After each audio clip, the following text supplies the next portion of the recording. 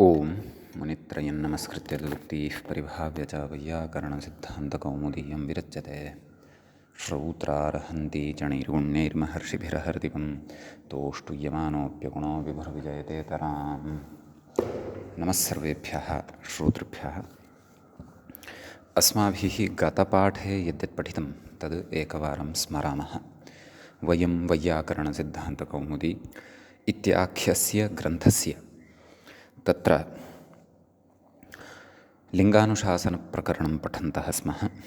प्रकरणस्यास्य अस्माकं क्रमे द्वितीयः पाठः गतपाठः प्रवृत्तः। अस्मिन् द्वितीये पाठे तत्र सर्वादौ अस्माभिः सूत्रं पठितं।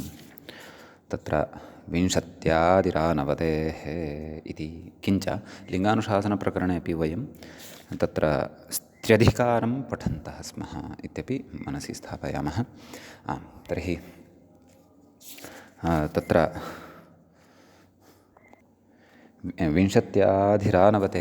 विंशत्यादिरानवतेः नाम विंशत्यादयः सङ्ख्यावाचकाः शब्दाः ये सन्ति ते नवतिं यावत् ते स्त्रीलिङ्गे भवन्ति। इयं विंशतिः, 30, 40, 50, 60, 70, 80, 90 इमानि उदाहरणानि दृष्टानि। तदनन्तरं सूत्रं पठितं दुन्दुभिरक्षेषु, अक्षेष्वर्थेषु गम्यमाने दुन्दुभिः इति शब्दः तत्र स्त्रीलिङ्गे भवति इति सूत्रस्य अर्थः पठितः।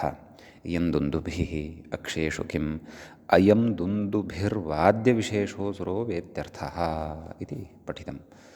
ततः नाभिरक्षत्रिये इति अग्रिमं सूत्रं पठितं। तत्र नाभिः इति यत् पदं वर्तते तत् अक्षत्रियार्थे गम्यमाने नाम प्राण्यङ्गविशेषार्थे अथवा क्षत्रियभिन्ने कस्मिंश्चिदपि अर्थे स्त्रीलिङ्गे भवति। इयन्नाभिः इति तत्र प्रयुक्तं। ततः सूत्रं पठितम् उभावन्यत्र पुंसि इति, नाम दुन्दुभिशब्दः नाभिः इति च शब्दः उक्ताभ्याम् अर्थाभ्याम् अन्यत्र पुंसि भवतः नाम पुल्लिङ्गे भवतः इति। दुन्दुभिर्नाभिश्चोक्तविषयादन्यत्र पुंसि स्तः नाभिः क्षत्रियः। तर्हि तत्र भारविप्रयोगविमर्शः कृतः। कथं तर्हि समुल्लसत्पङ्कजपत्रकोमलैरुपाहितश्रेण्युपनीविनाभिभिः इति भारविः उच्यते।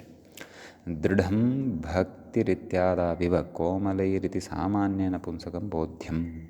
वस्तुतस्तु लिङ्गमशिष्यं लोकाशयत्वात् लिङ्गस्य इति भाष्यात् पुंस्त्वमपीह साधु। अतएव नाभिर्मुख्यनृपे चक्रमध्यक्षत्रिययोः पुमान् द्वयोः प्राणिप्रतीके स्यात् स्त्रियां कस्तूरिकामदे इति मेदिनी।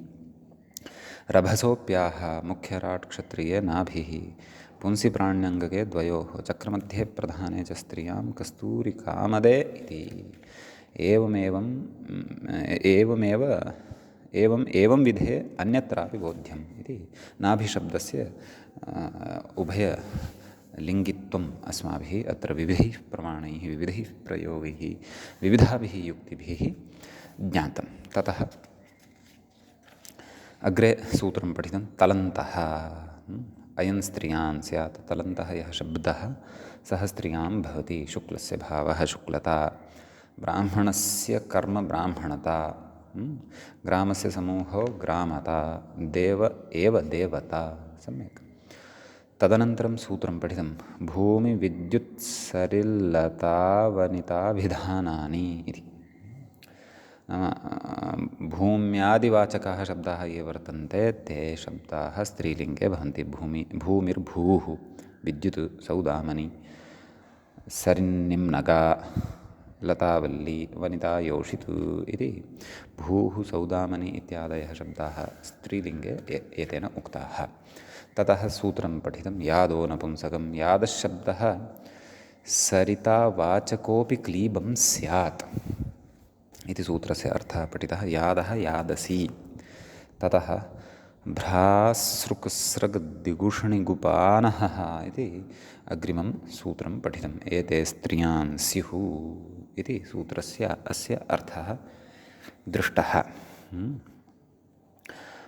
तत्र तद् भाः, इयं सृक्, इयं सृक्, इयं दिक्, इयम् उष्णिक्, इयम् उपानत्, इमे उपानहौ इत्यादीनि उदाहरणानि अत्र दृष्टानि स्त्रीलिङ्गे। ततः स्थूणोर्णे नपुंसके इति अग्रिमं सूत्रं पठितं। स्थूणा ऊर्णा इति नपुंसके अपि भवतः, नपुंसके च, स्त्रीलिङ्गे तु भवत एव, क्लीबलिङ्गे अपि भवतः इति भावः।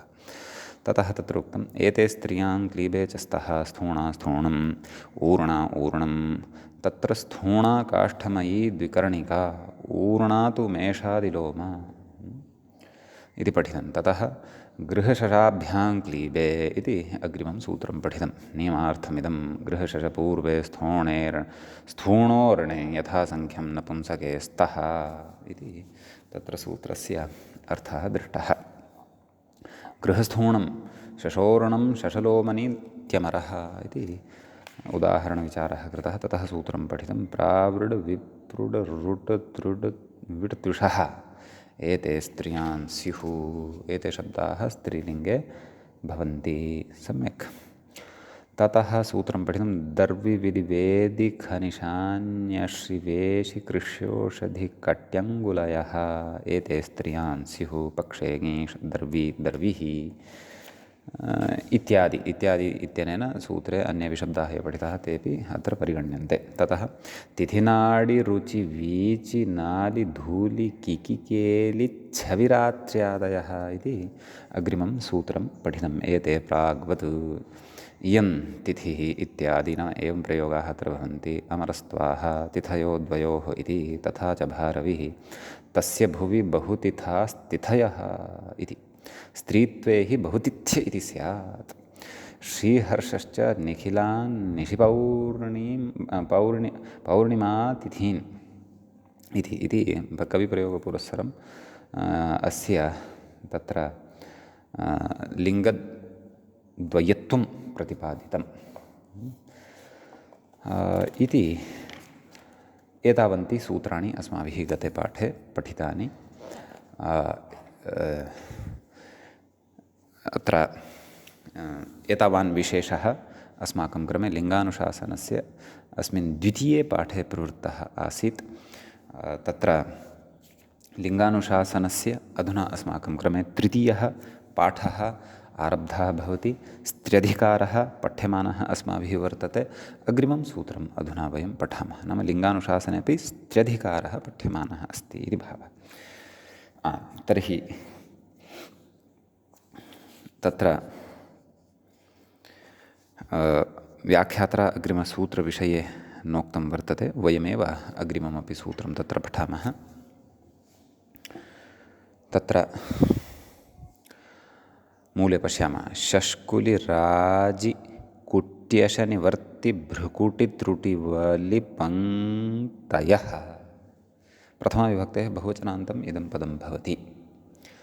अत्र तदेव शष्कुलिश्च राजिश्च कुटिश्च अशनिश्च वर्तिश्च भृकुटिश्च त्रुटिश्च वलिश्च पङ्क्तिश्च एतेषां नवानां शब्दानाम् इतरेतरयोगद्वन्द्वः भवति। लिङ्गं स्त्री इति एतत् सूत्रद्वयम् अत्र अनुवर्तते। समीचीनं। ततः अत्र उदाहरणानि इमानि एव भवन्ति। एते स्त्रियां स्युः, इयं शष्कुलिः, अन्यानि उदाहरणानि अस्माभिः स्वयमत्र अवगन्तव्यानि। शश धातोः कुलिच् प्रत्ययः औणादिकः बाहुलकादि यदि स्यात् शष्कुलिः इति सिद्ध्यति। एवं खलु।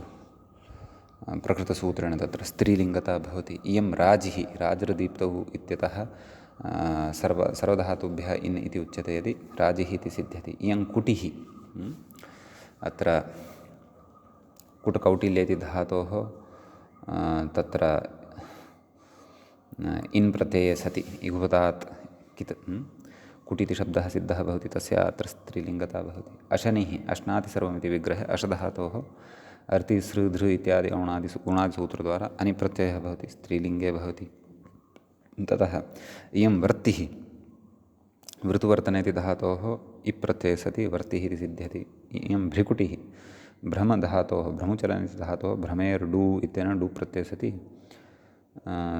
भ्रू इति सिद्ध्यति। ततः कुटकौटिल्ये इत्यस्मात् कुटि इति धातुः शब्दः यः निर्मीयते तत्र भू उपपदपूर्वकात् अयं धातुः अयं शब्दः भ्रिकुटि इति सिद्ध्यति। तस्य अपि स्त्रीलिङ्गता अत्र भवति। त्रुटिः त्रुटच्छेदने तस्मात् युवधातुकित्यनेन इन् प्रत्यये सति त्रुटिः इति शब्दः सिद्ध्यति।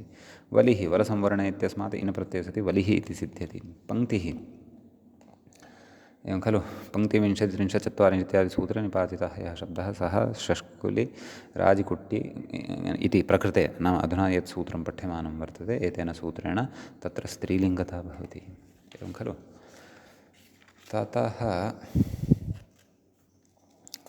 तत्र आम् एतावन्तः शब्दाः अत्र ज्ञातव्याः। नाम सामान्येन तत्र प्रकृतिप्रत्ययविभागविचारोऽपि क्रियेत तर्हि तत् सम्यक् भवति इति भावः। अस्तु,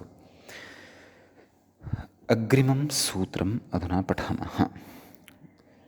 मूले पश्यामश्चेत् सूत्रं भवति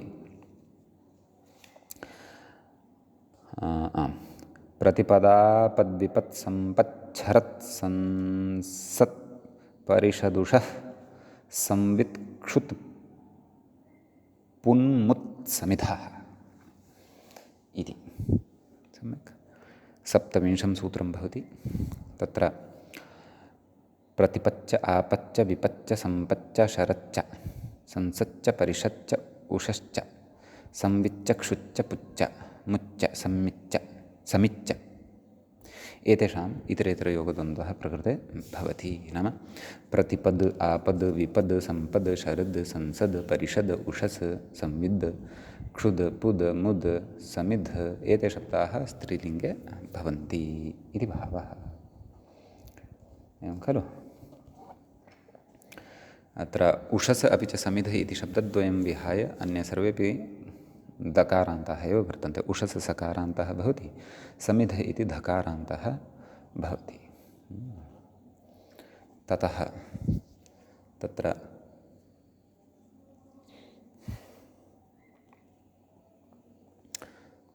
मूले कथयति खलु किम् इयं प्रतिपदित्यादि आदिना तत्र अन्येपि शब्दाः अवगन्तव्याः। प्रतिपत् इति बुद्धेः नाम अपि भवति, प्रतिपदा तिथिः या भवति तस्याः अपि नाम भवति, प्रतिपत्तिथेः अपि नाम भवति इति भावः। प्रतिपूर्वकात् पदधातोः क्विपि सति इदं सिद्ध्यति। सम्पदादिभ्यः क्विप् इत्यनेन इति क्विप् क्रियेत। आपत् आङ् पूर्वकात् पदधातोः सम्पदादि क्विपि सति आपद् इति आपत् इति सिद्ध्यति। विपूर्वकात् पदधातोः क्विपि सति विपत् इति सिद्ध्यति। सम्पूर्वकात् पदधातोः सम्पत् इति सिद्ध्यति। शीर्यन्ते अत्र पाकेन औषधयः क्व शरत् इत्येतस्य एवं विग्रहः उच्यते कोशादिषु नाम कोशव्याख्यादिषु। श्रुहिंसायाम् इत्यतः औणादिकं सूत्रं भवति श्रुगृभ्रसोदिः इत्यनेन तेन अद् इति प्रत्ययः भवति, शरद् इति सिद्ध्यति। प्रकृतसूत्रेण स्त्रीलिङ्गता। संसत् एवं खलु षद्लु इति धातोः सद् इति अवशिष्यते खलु धात्वादेशस्सः इत्यादिकं कृत्वा सम्पदादिभ्यः क्विप् इत्यनेन क्विपि सति संसत् इति सिद्ध्यति। ततः परिषत् परिपूर्वकात् षद्लु इति धातोः सद् इत्येतस्य नाम सद् इति धातोः क्विपि सति संसत् इति प्रयोगः अत्र सिद्ध्यति। ततः तत्र अग्रे सूत्रं भवति आशीर्धूः पूर्गीर्द्वारः संसद् क्षणमेकं गतसूत्रस्य सर्वाणि उदाहरणानि दृष्टानि वा नैव। संसदि परिषदि इति दृष्टं खलु उषा उच्छन्ति उषाः मूले पश्यामः उषा उच्छन्ति उषाः प्रातरधिष्ठात्री देवता इति। तर्हि ओषधि अन्धकारम् एवं खलु उषदाहे इति धातोः उषः किच्च इत्यनेन अस् इति प्रत्ययः भवति। प्रकृतसूत्रेण तत्र स्त्रीलिङ्गता भवति एवं खलु इत्यस्ति। ततः इयं संवित् इत्यस्ति नाम क्षन्तव्यः संवित् इति उदाहरणमस्ति खलु सम्पूर्वकात् विद् धातोः सम्पदादिभ्यः क्विप् इत्यनेन क्विप् क्षुत् टुक्षुशब्दे इति धातोः सम्पदादिभ्यः क्विप् इत्यनेन क्विप् टुक्षुशब्द इत्यस्य क्षु इत्येव अवशिष्यते ह्रस्वस्य प्रतिकृति तुक् इत्यनेन तुगागमे सति क्षुत् इति सिद्ध्यति तत्र प्रतिपदापद्विपदित्यात् सूत्रद्वारा स्त्रीलिङ्गता च अत्र भवति इयं पुत् अत्र नाम पुत् इति शब्दः नरकवाचकः भवति व्युत्पादयितुं शक्यते पाधातोः औणादिकः प्रत्ययः कश्चन द्रष्टव्यः एवं खलु तर्हि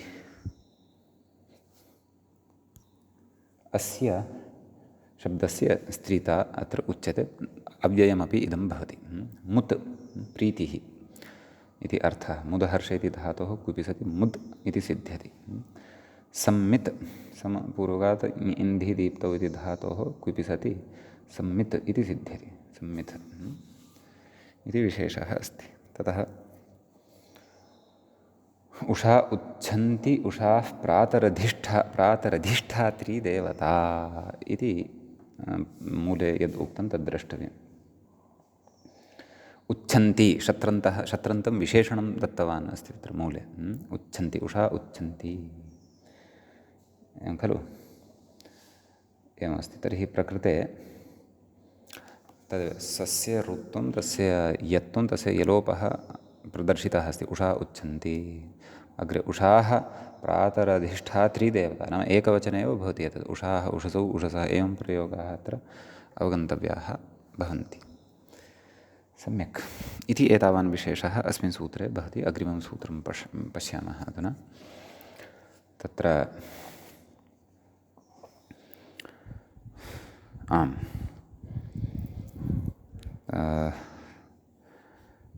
मूले पश्यामश्चेत् सूत्रं भवति आशीर्धूः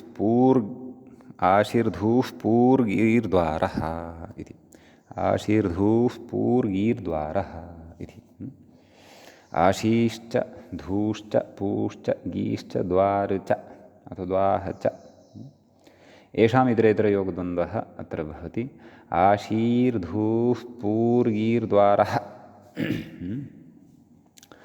लिङ्गम् इति स्त्री इति च उभयमत्र अनुवर्तते तर्हि आशिष धुर् पुर् गिर् द्वार एते ये शब्दाः वर्तन्ते ते स्त्रीलिङ्गे भवन्ति इति भावः मूले कथयति इयमाशीरित्यादि नाम एते प्रयोगाः अत्र अवगन्तव्याः आङ्पूर्वात् शासु धातोः क्विपि सति आशिष इति शब्दः सिद्धः भवति सम्यक्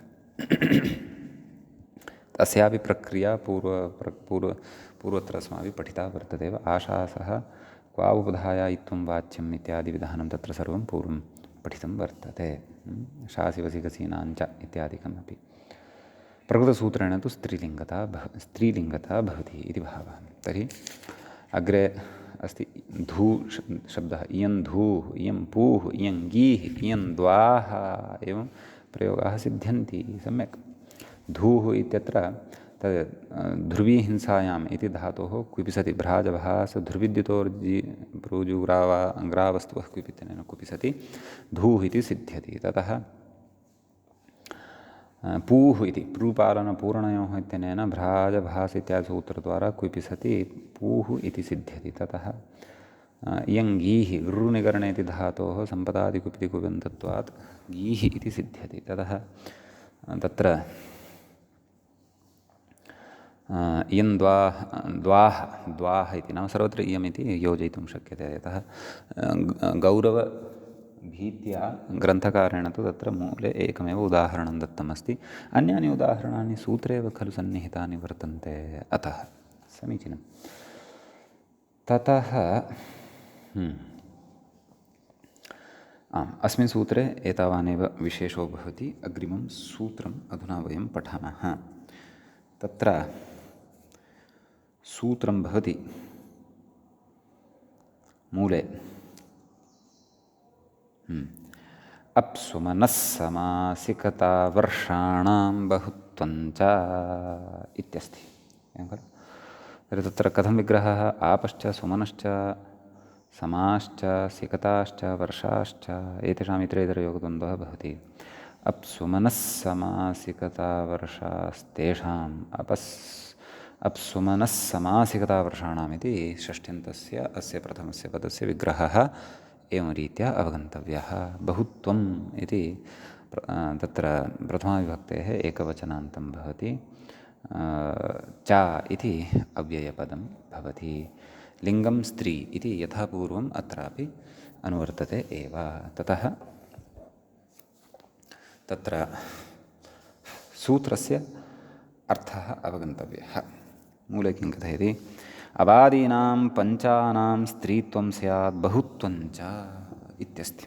अप्सु मनस्समासिकतावर्षाणां बहुत्वं च।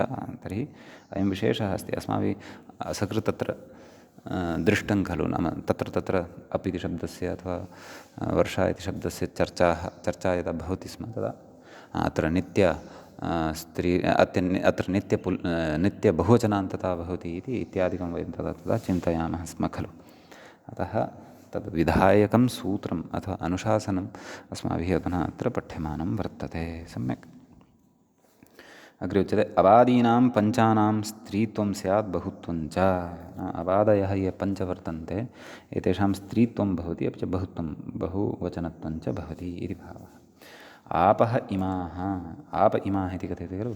आपः इमाः। सम्यक्। अत्र तद् आप्लु व्याप्तौ इति धातोः आप्नोतेर्हरस्वश्च इति पूर्वं सूत्रं पठितं वर्तते अस्माभिः। तेन क्विप् प्रत्ययः भवति, धातोः ह्रस्वश्च भवति, अप् इति शब्दः सिद्धः भवति। अप्सु मनस्समासिकतावर्षाणां बहुत्वं च इत्यनेन स्त्रीलिङ्गता बहुवचनान्तता च भवति। सम्यक्। आपः इति सिद्ध्यति। नाम विभक्तौ इदं रूपं भवति। स्त्रियः सुमनसः पुष्पम् इति भवति।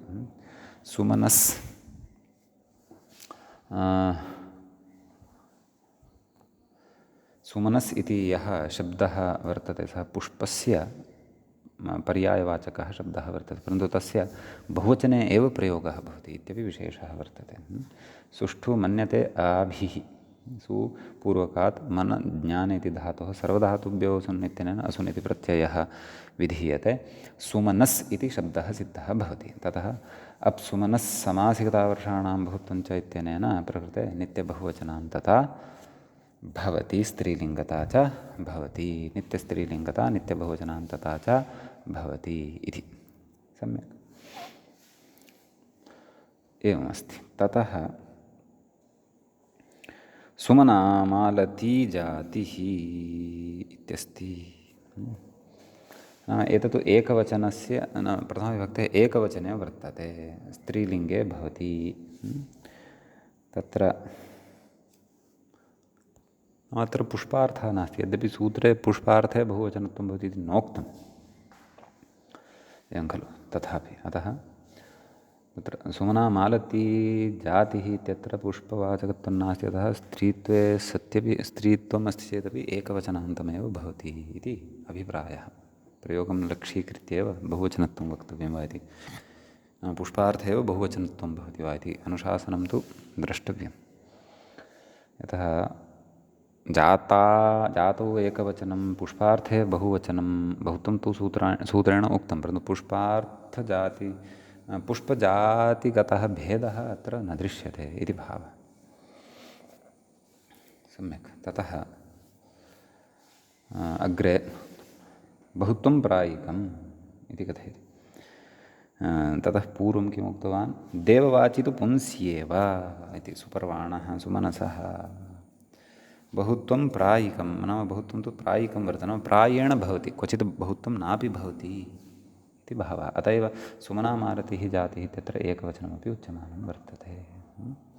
देववाची किमुक्तवान्? देववाची तु पुंस्येव। तत्र व्याख्याता कथयन् अस्ति, पश्यन्तु।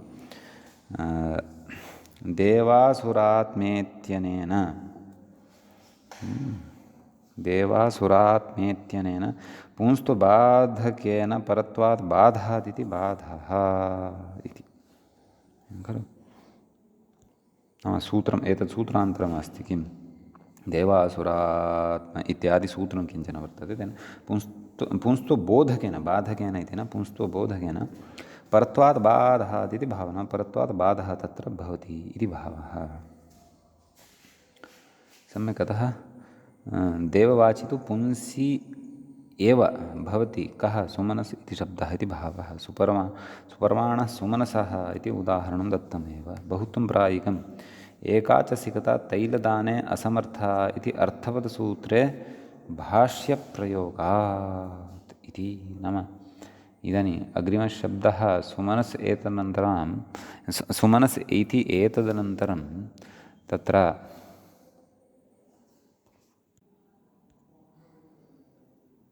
कथं प्रायिकं नाम प्रायेण एव भवति, सर्वत्र न भवति इति भावः। इदं बहुत्वम् एका च सिकता तैलदाने असमर्थे इति अर्थवत् सूत्रे भाष्यप्रयोगात् एवं खलु। तत्र एका च सिकता, तत्र सिकता इति एकवचने प्रयुक्तं वर्तते। अतः प्रकृते अयं प्रयोगः तत्र न नित्यतया अत्र बहुवचनेन एव भाव्यम् इति नास्ति इति भावः। एका च सिकता नाम प्रायेण एतद् बहुत्वम् उच्यते इति भावः। ततः समान् समां विजायते इति समायाम् इति भाष्याच्च इत्यत्र समायाम् इति भाष्याच्च समाशब्दस्यापि अत्र एकवचनत्वं भवितुम् अर्हति इति उच्यते। अन्यथा समाशब्दः नित्यबहुवचनान्तः इति सूत्रे उक्तं खलु। अतः अत्रापि अवधानं कर्तव्यं। सम्यक्। तत्र एषः कथयति व्याख्यायां भाष्यप्रयोगादिति तेन भाष्येण अप्सुमनः इति सूत्रनिर्दिष्टानां बहुत्वं प्रायिकमिति विकल्पेनान्यत्र बहुत्वाभावः विकल्पेन अन्यत्र बहुत्वाभावेऽपि न क्षतिः इति। नाम बहुत्वमपि भवति एकत्वमपि भवति दृश्यते इति भावः। सम्यक्। अग्रे कथयति विभाषाघ्राधेशाच्छासः इति अस्ति खलु। इति सूत्रे अघ्रासातां सुमनसौ इति वृत्तिव्याख्यायां हरदत्तोऽप्येवं सोऽपि सः द्वित्वमपि अत्र प्रयुङ्क्ते। अतः नित्यबहुवचनत्वम् एव एतेषाम् इति न, तत्तु प्रायिकं प्रायेण भवति, अन्यथा एकत्वं वा द्वित्वं वा अपि अत्र दृश्यते इति भावः। सम्यक्। एतावान् विशेषः अस्मिन् सूत्रे भवति। अग्रिमं सूत्रम् अधुना पठामः। आम्, अन्ये सर्वेपि शब्दाः सम्पन्नाः खलु। सिकता इति वर्षाशब्दः न चर्चितः खलु। वर्षाशब्दः अपि नित्यबहुवचनान्तः। इमाः समाः, इमाः सिकताः, इमाः वर्षाः इति वर्षाशब्दः अपि द्रष्टव्यः, नित्यबहुवचनान्तः। प्रायिकवादस्तु तत्र यथा चिन्तितः तथा बुद्धौ स्थापनीयः। सम्यक्। ततः अग्रिमम् अधुना सूत्रं वयं पठामः। स्रक् त्वग्ज्योग्वाग्यवागूनौ स्फिजः इत्यस्ति अग्रिमं सूत्रं। तत्र स्रक् च त्वक् च ज्योक् च वाक् च यवागुश्च नौश्च स्फिक् च एतेषाम् इतरेतरयोगद्वन्द्वः अत्र भवति। लिङ्गं स्त्री एतत् सूत्र अधिकारत्वेन सूत्रद्वयं च अत्र अनुवर्तते। स्रज् त्वच् ज्योक् वाच् यवागु नौ स्फिज् एते मूलशब्दाः अत्र भवन्ति। स्त्रीलिङ्गे एते भवन्ति। असकृते एते शब्दाः तत्र प्रकरणेषु पूर्वं श्रुताः वर्तन्ते। तत्र इयं स्रक् इत्युक्तं खलु। त्वक् ज्योक् वाक् यवागुः नौः स्फिक् सर्वत्र इयम् इयम् इयम् इति योजनीयम् एवं खलु। स्रज धातोः ऋत्युददृक्सृग् दिगूष्णिकञ्चुजुगुञ्चाञ्चत्यनेन क्विनि सति तत्र स्रज् इति शब्दः सिद्धः भवति। प्रकृतसूत्रेण स्त्रीलिङ्गता। त्वच्च संवरणे इति धातोः क्विपि अन्येभ्यो दृश्यते इति क्विपि त्वक् इति सिद्ध्यति। ज्यावयोहानौ इति धातोः उकुन् इति प्रत्यये सति ज्योक् इति सिद्ध्यति खलु। वच परिभाषणे इति धातोः वाक् इति सिद्ध्यति।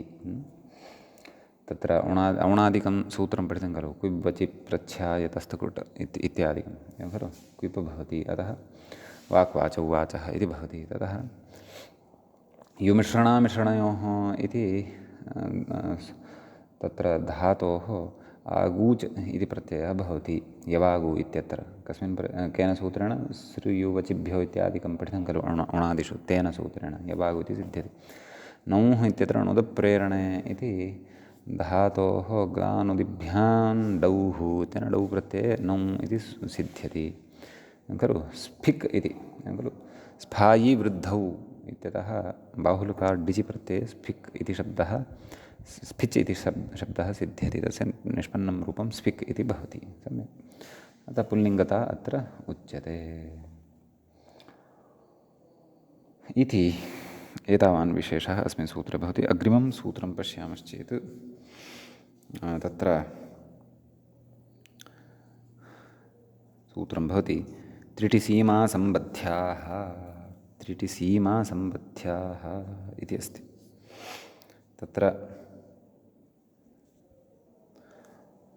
त्रिटिश्च सीमा च सम्बद्ध्या च त्रिटिसीमासम्बद्ध्याः इति इमानि उदाहरणानि भवन्ति लिङ्गं स्त्री एतच्च अधिकारद्वयम् अत्र सम्बध्यते त्रिटि सीमा सम्बद्ध्या एते शब्दाः स्त्रीलिङ्गे भवन्ति ततः इयं त्रिटिः इयं सीमा इयं तत्र सम्बद्ध्या एवं खलु एवं प्रयोगाः भवन्ति ष्यबन्धने इति धातोः नामन् सीमन् इत्यनेन सीमन् इति शब्दः निपात्यते सम्यक् प्रकृतसूत्रेण तु तत्र नाम स्त्रीत्वं भवति त्रिटिशब्दः द्रष्टव्यः तत्र प्रकृतिप्रत्ययादिकं चिन्तनीयम् अथवा औणादिकत्वात् तृधातोः टिप्रत्ययः अथवा तृप्लवनसन्धरणे धातोः टिप्रत्ययः धातोः ह्रस्वः इत्यादिकं कल्पयितुं शक्यते प्रकारान्तरमपि द्रष्टव्यम् एवं खलु सम्बद्ध्या समपूर्वकात् बद् धातोः प्रत्ययविशेषः अथवा अत्र नाम अव्युत्पन्नत्वमपि शब्दस्य स्वीकर्तुं शक्यते अयमपि शब्दः तदेव रज्ज्वाः अर्थे प्रयुज्यते सम्बद्ध्या इति स्त्रीत्वं प्रकृतसूत्रेण भवति अग्रिमं सूत्रं भवति चुल्लिवेणिखार्यश्च स्पष्टं नाम किमपि वक्तव्यमिति नास्ति चुल्लिशब्दः वेणिशब्दः खारीशब्दः एते शब्दाः स्त्रीलिङ्गे भवन्ति इति भावः चुल्लभावकरणे इति धातोः सर्वधातुभ्य इन् इत्यनेन इन्न प्रत्यये सति चुल्लि इति शब्दः सिद्ध्यति ततः वेणि इति अस्ति खलु मेण्डृधातोः इनि प्रत्यये सति अयं शब्दः सिद्ध्यति ततः अग्रे किमस्ति खारी एवं खलु खं तत्र ख उपपदे सति रा आदाने इति धातोः मूलविभुजादित्वात् कः कप्रत्ययः भवति तथा आकारलोपे सति खार इति सिद्धं भवति तत्र श्रुतगौरादिभ्यश्चेतेन खारी इत्युच्यते प्रकृतसूत्रेण स्त्रीत्वं भवति इति अन्तिमं नैव उपान्तिमं सूत्रम् अग्रे वर्तते तत्र ताराधारा ज्योत्स्नादयश्च इत्यस्ति तत्र ताराधारा एवं ताराधारा ज्योत्स्नादयः इति प्रथमाविभक्तेः बहुवचनान्तं भवति च इति अव्ययं भवति तारा च धारा च ज्योत्स्ना च ताराधारा ज्योत्स्नाः आदौ ये शान्ते ताराधारा ज्योत्स्नादयः भवन्ति सम्यक् लिङ्गं स्त्री एतत् पदद्वयं च अत्र अनुवर्तते एते शब्दाः स्त्रीलिङ्गे भवन्ति। स्पष्टं नाम किं वक्तव्यमिति नास्ति। तृप्लवनसन्तरणयोः षिद्विदादिभ्योः इत्यनेन अङि सति रीदृशो गुणः इत्यनेन गुणादिकं कृत्वा ताराशब्दः नाम टापि सति ताराशब्दः अत्र अदन्तलक्षणे टापि सति ताराशब्दः अत्र सिद्ध्यति, स्त्रीलिङ्गे भवति। प्रकृतसूत्रेण स्त्रीलिङ्गता। धारा ध्वनियधारण इति धातोः अङन्तत्वात् टापि सति धारा इति सिद्ध्यति। ज्योत्स्ना प्रकृते तत्र ज्योत्स्नातमिस्रा इत्यादि औणादिकेन सूत्रेण ज्योत्स्ना शब्दः सिद्धः भवति। ज्योत्स्नातमिस्रा शृङ्गिणोर्जस्मिन्नोर्जस्वलवो मिन्मनीलमनीम साः इति अष्टाध्यायीसूत्रमेव एवम्। इदं ज्योत्स्नाशब्दः निपात्यते। प्रकृतसूत्रेण तु स्त्रीलिङ्गता भवति इति भावः। अन्तिमं सूत्रं स्त्र्यधिकारप्रकरणस्य स्त्र्यधिकारस्य अत्र पठामः। सूत्रं भवति अग्रे शलाका स्त्रियान् नित्यम् इत्यस्ति। नित्यग्रहणम् अन्येषां क्वचित् व्यभिचारं ज्ञापयति इति स्त्र्यधिकारः। शलाकाशब्दः यः वर्तते सः नित्यस्त्रीलिङ्गतां भजते। शलगतौ इति धातोः शलिपटिपतिभ्यो नितित्यनेन आक इति प्रत्ययः भवति। शलाका स्त्रियान् नित्यमित्यनेन नित्यस्त्रीत्वं भवति इति भावः। अतः स्त्रीत्वं सिद्धमेव खलु, तर्हि नित्यग्रहणं कुतः सिद्ध्यति? आरभ्यमाणः विधिः नियमाय भवति। किं क्वचित् व्यभिचारं ज्ञापयति। व्यभिचारस्य सम्भवः क्वचित् इतः पूर्वत्र व्याख्यातेषु सूत्रेषु भवितुम् अर्हति। अतः अर्थात् केषाञ्चन शब्दानां स्त्रीलिङ्गात् भिन्नं लिङ्गमपि भवितुम् अर्हति पूर्वत्र पठितानां शब्दानाम्। अतः अत्र नित्यग्रहणेन इदं ज्ञाप्यते। व्याख्याता कथयति तेन तिथिशब्दस्य पूर्वत्र यथा पुंस्त्वं प्रदर्शितं तथा अन्येषाम् अन्यलिङ्गत्वे साधुत्वमिति सूचयति। किं नित्यग्रहणेन एवं खलु इति लिङ्गानुशासने स्त्र्यधिकारः सम्पन्नः। सम्यक्। अतः अत्र 34 सूत्राणि आहत्य अस्माभिः दृष्टानि इति स्त्रीलिङ्गाधिकारः एषः। अधुना वयं लिङ्गानुशासने पुंलिङ्गाधिकारं प्रविशामः। समीचीनं। द्वितीयः एषः अधिकारः लिङ्गानुशासने आरब्धः भवति। तत्र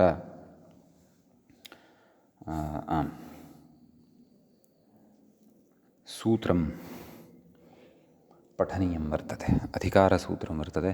पुमान् इत्यस्ति। अधिकारोऽयम् इत्युच्यते मूले। नाम अयम् अधिकारः वर्तते खलु।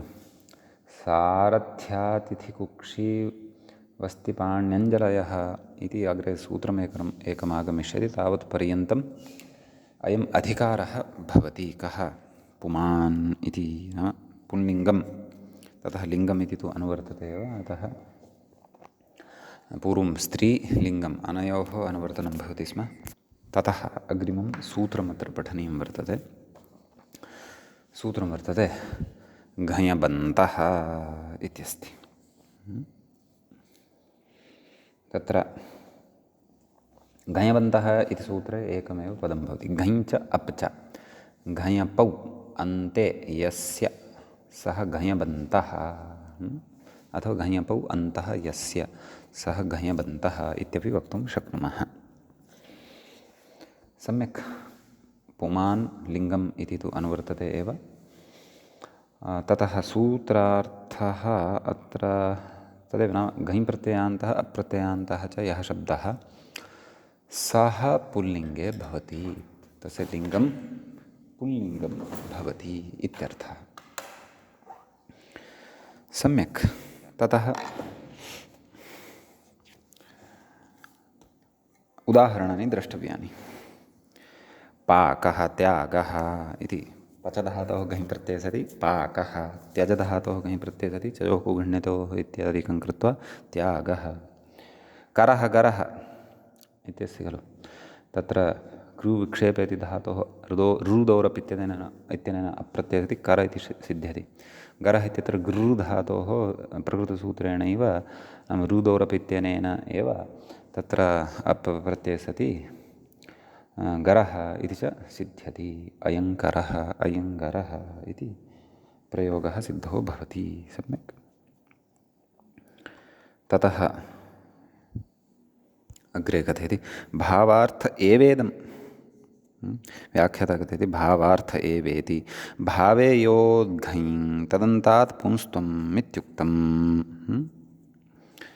एतल्लाभप्रकारमाह नपुंसकेति नपुंसकत्वविशिष्टे भावे तल्युड्भ्यां स्त्रीत्वविशिष्टे तु तिन्नादिभिर्बाधेन परिशेषात् कर्मादौ तु घयाद्यन्तमपि विशेष्यलिङ्गं तथा च भाष्यं सम्बद्धमनुवर्तिष्यत इति। अर्थात् वदामि नाम नपुंसकत्वविशिष्टे भावे कृत्वल्युड्भ्यां स्त्रीत्वे तु तिन्नादिभिर्बाधेन परिशेषात् इति। नाम नपुंसकलिङ्गे तावत् भावे क्तप्रत्ययः ल्युट् प्रत्ययः च विहितः वर्तते। सम्यक्। स्त्रीत्वविशिष्टे तु स्त्रीलिङ्गे तावत् क्तिन् प्रत्ययः विहितः वर्तते। तिन्नादिभिः बाधेन परिशेषात् एवं खलु।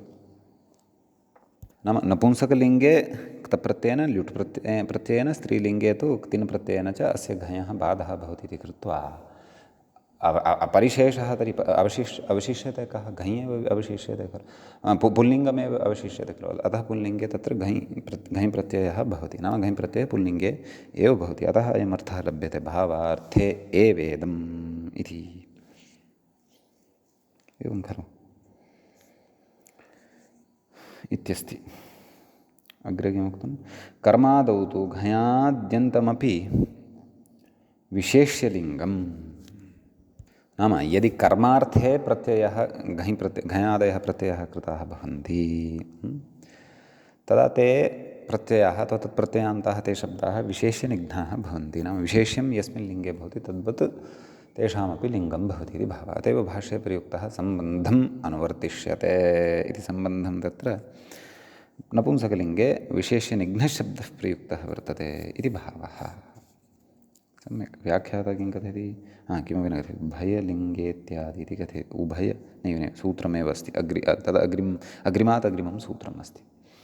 तर्हि घञबन्तः इति इत्यत्र एतावान् एव विशेषः भवति।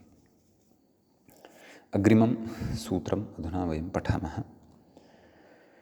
अग्रे सूत्रं भवति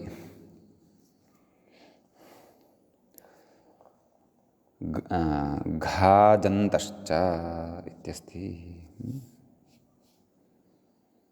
एवं खलु। तत्र घाजन्तः इति प्रथमाविभक्तेः एकवचनान्तं भवति। तत्र घाजन्तः इति प्रथमाविभक्तेः एकवचनम् इत्युक्तं खलु च इति अव्ययपदं भवति। तत्र घौ नाम घश्च अच् च घाचौ तौ अन्ते यस्य सः घाजन्तः। घाजन्तः इति प्रथमान्ततां भजते च इति अव्ययं भवति। ततः पुमान् लिङ्गम् इति एतद्वयं च अत्र अधिकारत्वेन अनुवर्तते इत्यपि बुद्धौ स्थापनीयम्। समीचीनं। तर्हि विस्तरः गोचरः चयः जयः इत्यादि। विस्तर इति शब्दः वर्तते। विपूर्वकात् स्तृधातोः पुंसि संज्ञायां घः प्रायेण इत्यनेन सूत्रेण घः प्रत्ययः भवति। एवं खलु। धातोः गुणः सार्वधातुकार्धधातुकयोः इत्यनेन। ततश्च स च उरण्डपरः इति रपरः सन् प्रवर्तते। घाजन्तश्च इति तत्र प्रकृतसूत्रेण पुल्लिङ्गता भवति। अयं विस्तरः इति प्रयोगः तत्र सिद्धः भवति। ततः गोचरः इत्यस्ति।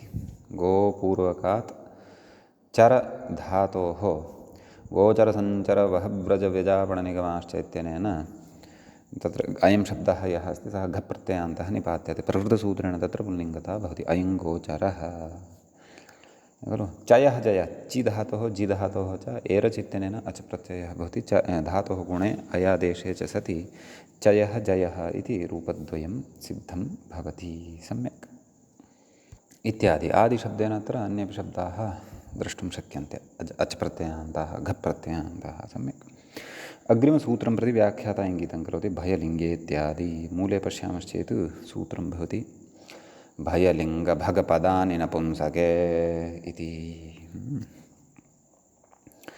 भयलिङ्गभगपदानि इति तत्र प्रथमाविभक्तेः बहुवचनान्तं भवति नपुंसके इति सप्तमीविभक्तेः एकवचनान्तं पदं भवति भयञ्च लिङ्गञ्च भगञ्च पदञ्च एते एवमत्र इतरेतरयोगद्वन्द्वः अवगन्तव्यः तत्र एतानि नपुंसके स्युः इति इत्युक्तम् अपवादः अयम् अत्र लिङ्गम् इत्येव अनुवर्तते पुमान् इति नानुवर्तते तस्य तु बाधः भवति अत्र अनुवर्तते चेदपि बाधः भवति इति भावः पूर्वस्यापवादोऽयम् इति उक्तमेव खलु ततः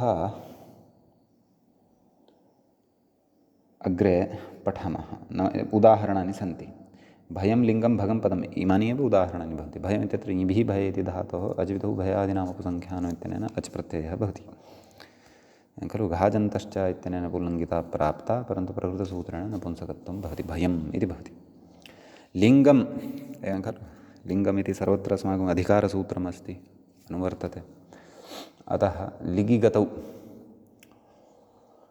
इति धातोः हलश्च इत्यनेन घञ् प्रत्ययः भवति घाजन्तश्च इत्यनेन पुल्लिङ्गता प्राप्ता परन्तु प्रकृतसूत्रेण भयलिङ्ग इत्यादि सूत्रद्वारा नपुंसकत्वं भवति इदं लिङ्गं सम्यक् भगम् इत्यस्ति एवं खलु बहुषु अर्थेषु प्रयुज्यते अयं शब्दः भजते वायाम् इति धातोः पुंसिसंज्ञायां घः प्रायेण इत्यनेन घः प्रत्ययः भवति सम्यक् ततः पुल्लिङ्गता प्राप्ता गतसूत्रेण परन्तु प्रकृतसूत्रेण नपुंसकत्वं भवति इदं भगं पदं पदस्थैर्ये इति धातोः तद् पचाद्यच् इत्यनेन अच् प्रत्ययः भवति घाजन्तश्च इत्यनेन पुल्लिङ्गता प्राप्ता प्रकृतसूत्रेण नपुंसकत्वं भवति इति येषु उदाहरणेषु अस्माभिः अवगन्तव्यम् सम्यक् ततः अग्रिमं सूत्रं पठनीयम् अग्रे सूत्रं भवति नङन्तः इति नङ् अन्ते यस्य सः नङन्तः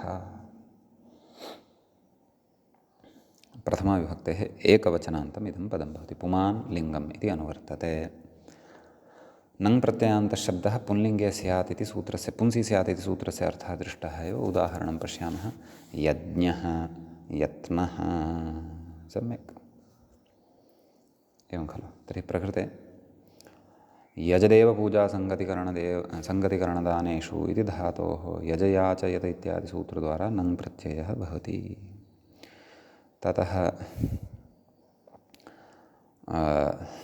यज् न स्तोश्चुनाश्चुः इत्यनेन नकारस्य ञकारः जञोः संयोगे ज्ञः इति भवति अतः यज्ञः इति सिद्ध्यति अयं यज्ञः ततः यत्नः यति प्रयत्ने इति धातोः यजया च यतविच्छवृच्छरक्षोणम् इत्यनेन नङ् इति प्रत्ययः भवति यत्नः इति प्रश्नशब्दः अपि तथैव भवति खलु सोऽपि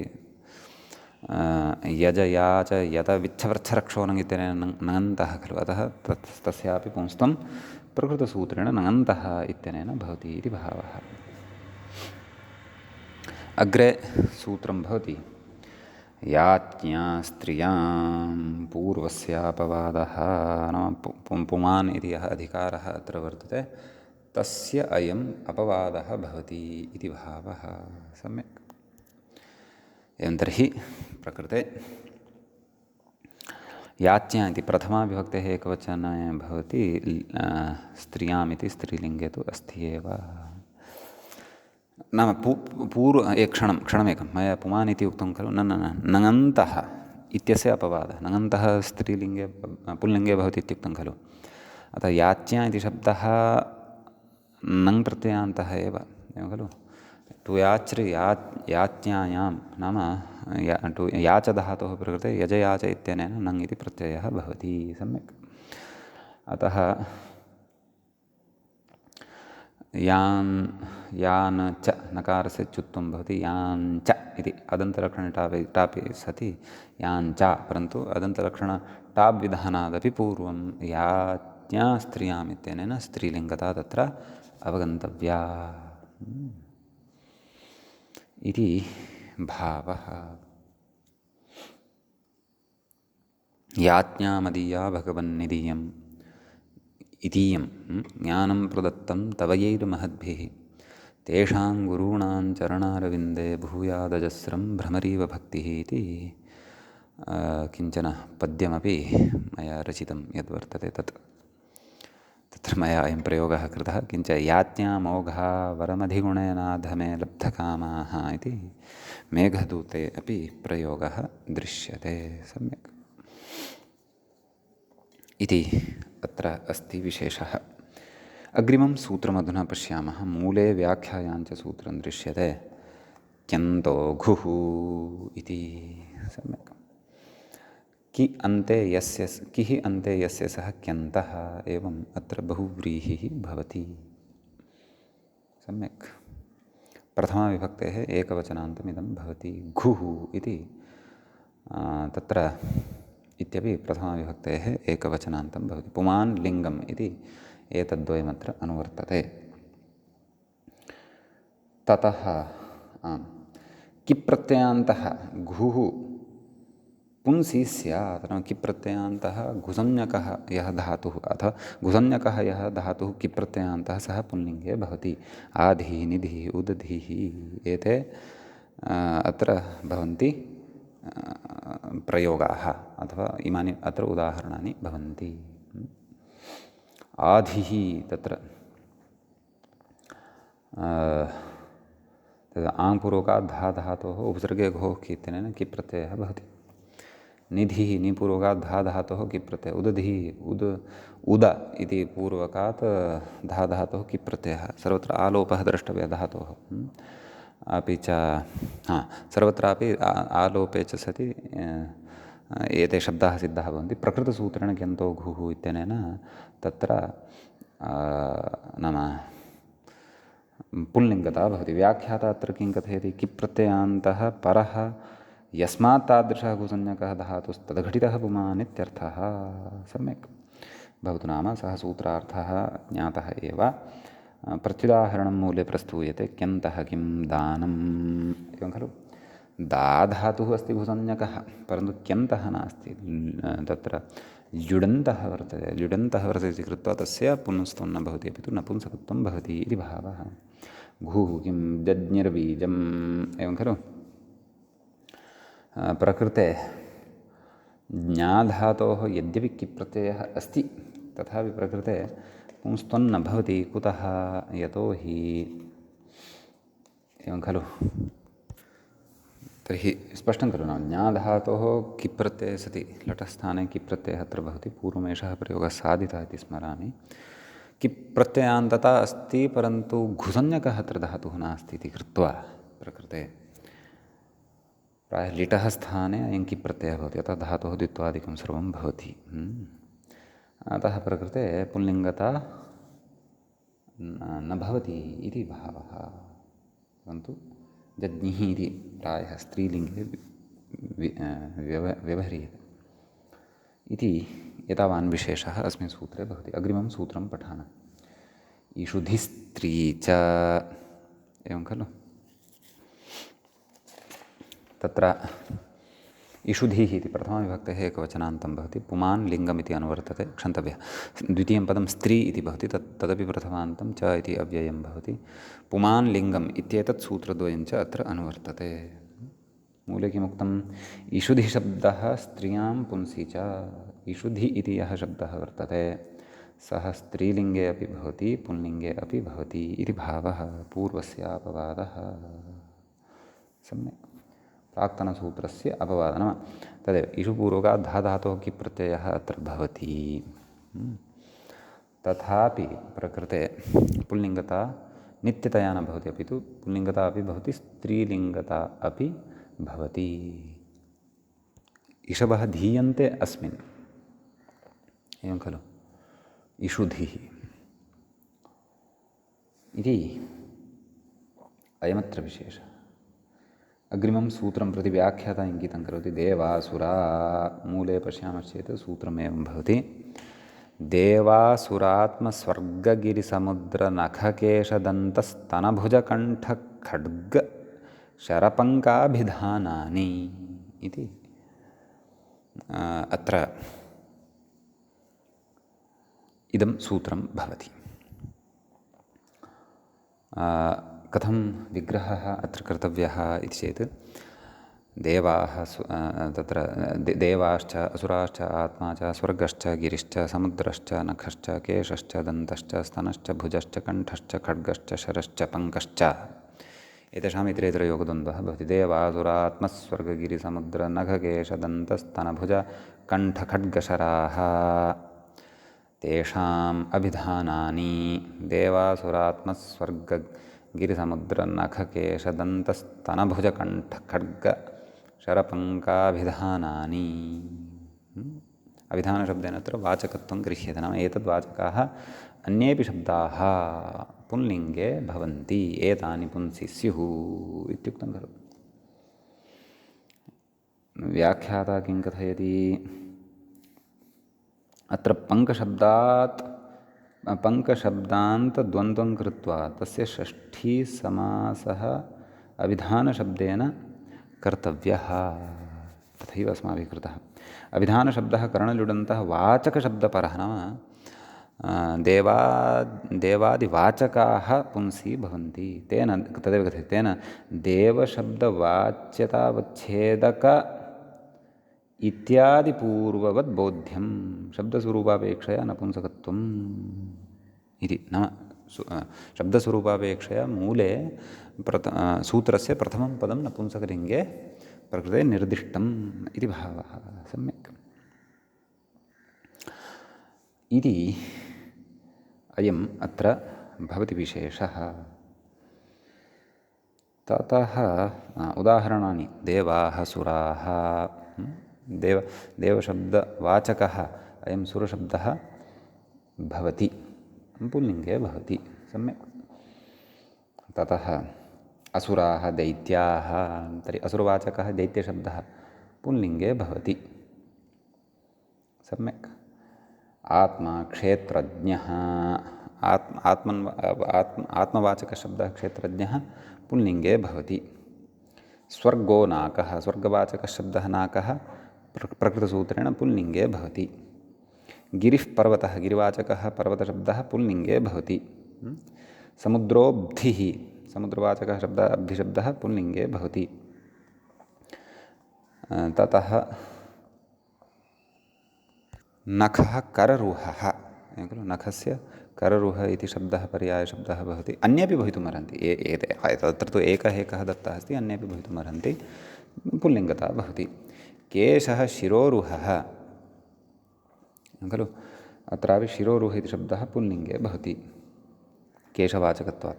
दन्तो दशनः, दन्तशब्दः पुल्लिङ्गे, अतः तद्वाचकः दशनशब्दः अपि पुल्लिङ्गे भवति। स्तनः कुचः, तत्र स्तनवाचकशब्दः कुचः भवति, पुल्लिङ्गे भवति प्रकृतसूत्रेण। भुजोदोः, भुजः इति पुल्लिङ्गे भवति, अतः तद्वाचकशब्दः दोः इत्यपि पुल्लिङ्गे भवति। कण्ठो गलः, कण्ठशब्दः पुल्लिङ्गे अस्ति, तद्वाचकः गलशब्दोऽपि पुल्लिङ्गे भवति। खड्गः करवालः, खड्गशब्दः पुल्लिङ्गे भवति, तद्वाचकः शब्दः करवालोऽपि पुल्लिङ्गे भवति। शरो मार्गणः, एवं खलु, तत्र कम्बल मार्ग शरप पत्री पत्रिन् रोप इषु इत्यादयः अन्यपि अत्र पर्यायशब्दाः भवन्ति, पुल्लिङ्गे ते भवन्ति। पङ्कः कर्दमः इत्यादि, पङ्कशब्दस्य कर्दम, जम्बालः, पङ्कः, शादः, कर्दमः, निषद्वरः, एते अन्येपि शब्दाः भवन्ति, तेपि पुल्लिङ्गे भवन्ति। नाम एतद्वाचकः, एतेपि एतद्वाचकाः अन्येपि शब्दाः पुल्लिङ्गे भवन्ति इति भावः। इति एतावान् विशेषः अस्मिन् सूत्रे भवति। अग्रिमं सूत्रमादाय वयम् अग्रिमे पाठे उपस्थिताः भविष्यामः। अद्यतनपाठः तावत् अत्रैव उपसंह्रियते। मङ्गलं कुर्मः। मुनित्रयं नमस्कृत्य उक्तीः परिभाव्य च वैयाकरणसिद्धान्तकौमुदीयं विरच्यते। श्रौत्रार्हन्ति चणैर्गुण्यैर्महर्षिभिर्हरतिवन्तोऽष्टुयमानोऽप्यगुणो विभुर्विजयतेतराम्। एवञ्च लिङ्गानुशासनम् इत्याख्यस्य प्रकरणस्य अस्माकं क्रमे एषः तृतीयः पाठः सम्पन्नः अभूत्। अस्मिन् पाठे स्त्र्यधिकारः अपि सम्पन्नतां गतः। तत्र पुंलिङ्गाधिकारस्तु पठ्यमानः अस्ति। इतः आरभ्य अग्रिमपाठे पुनः मिलामः। नमः सर्वेभ्यः श्रोतृभ्यः।